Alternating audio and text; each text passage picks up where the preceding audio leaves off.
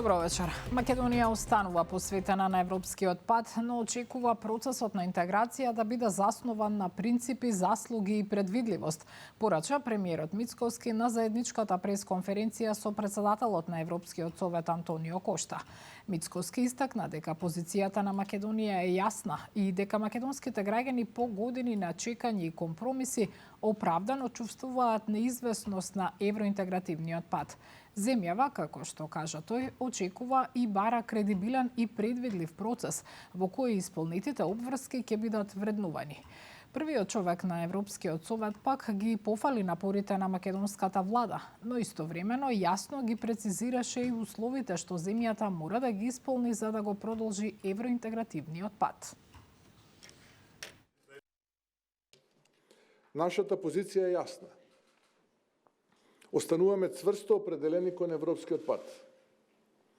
Не бараме привилегии, не бараме олеснети правила, не бараме нешто што не им припаѓа и на другите. Бараме принципи и нормално кредибилен и предвидлив процес.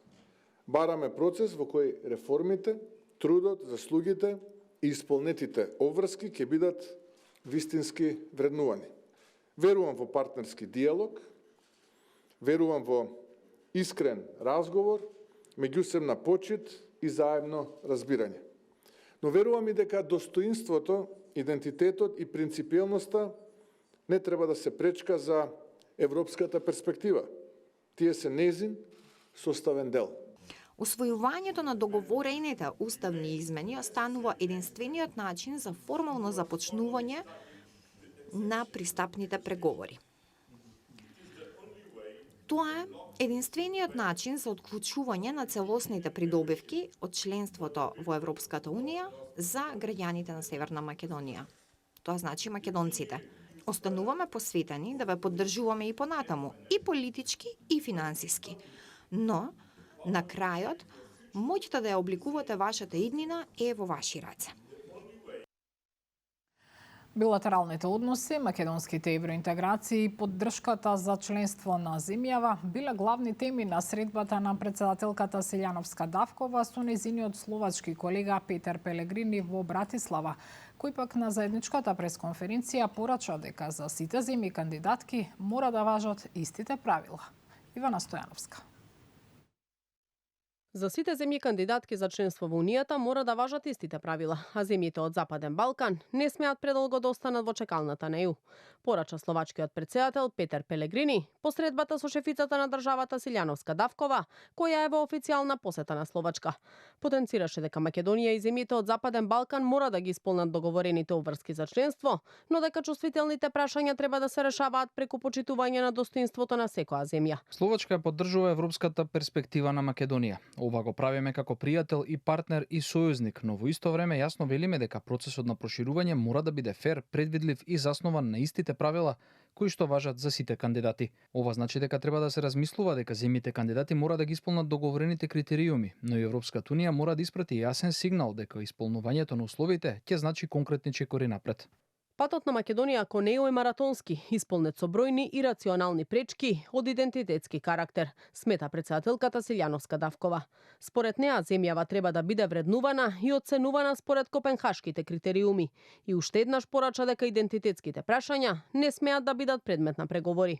Особено го цениме ангажираниот став на Словачка, но и на неколку други земји кои трагаат по можно рационално решение за интегрирање на Западниот Балкан во европските структури.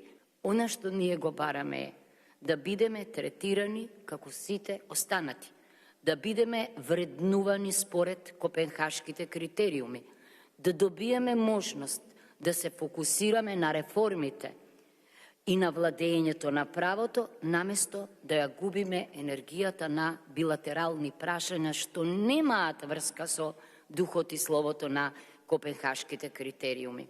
Освен со словачкиот председател Пелегрини, председателката на државата се сретна и со подпредседателот на словачката влада и министер за одбрана Роберт Калињак, а оствари средба и со председателот на Националниот совет Рихард Раши. Во рамки на посетата Силјановска-Давкова положи и венец пред споменикот на слободата во меморијалната област Девин.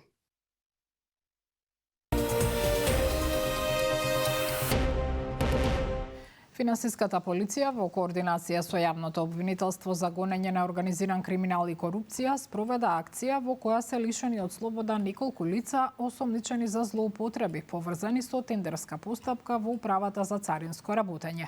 Акцијата произлегува од предистражна постапка насочена кон откривање и документирање на повеќе кривични дела од областа на финансискиот криминал и корупцијата, за кои постојат основи на сомнение дека се извршени од лица кои го искористиле своето влијание со цел стекнување противправна имотна корист од големи размери, велат од финансиската полиција. Според информациите кои се споделуваат во дел од медиумите, неофицијално станува збор за поранешниот директор на Царина и поранешен градоначалник на општина Карпош од редовите на СДСМ Стефан Богоев. Канал 5 се обида да стапи во контакт со Богоев, но тој беше недостапен да одговори на нашите повици. Од финансиската полиција и обвинителството за гонење на организиран криминал и корупција пак велат дека повеќе детали за акцијата ќе соопштат откако таа ќе заврши. По оставката на вице-премиерот Арбен Фетај, премиерот Мицкоски најави дека во втората половина на јуни ќе се одржат разговори со коалициските партнери, на кои ќе се разгледуваат идните чекори во функционирањето на владата и можните кадровски решенија. Андријана Лазова-Божиновска. До крајот на овој месец ќе има дефинитивни одлуки за кадровските промени во владиниот кабинет, најави премиерот Христијан Мицкоски, откако вчера вице-премиерот Арбен Фетај си поднесе оставка. Во неа тој вели дека повеќе не постојат услови да ја извршува функцијата ефикасно и ова е најдостоинствената одлука што ја донел. Дали сум целосно задоволен од она што го постигнавме? Секако дека не. Секогаш има простор за повеќе, за подобро и за побрзо, но дали работев со најголема посветеност за да поставам здрави темели врз кои може да се гради понатаму? Без двоумење да. Заминувам со крената глава и со чиста совест, пишува Фетај. Мицкоски вели дека за сите промени ќе разговара со коалиционите партнери, а колкумина од кабинетот ќе бидат опфатени дали ќе има некакви промени во соодносот во извршната власт. Откако знам на Максим Димитриевски остана без еден пратеник. Премиерот не прецизираше.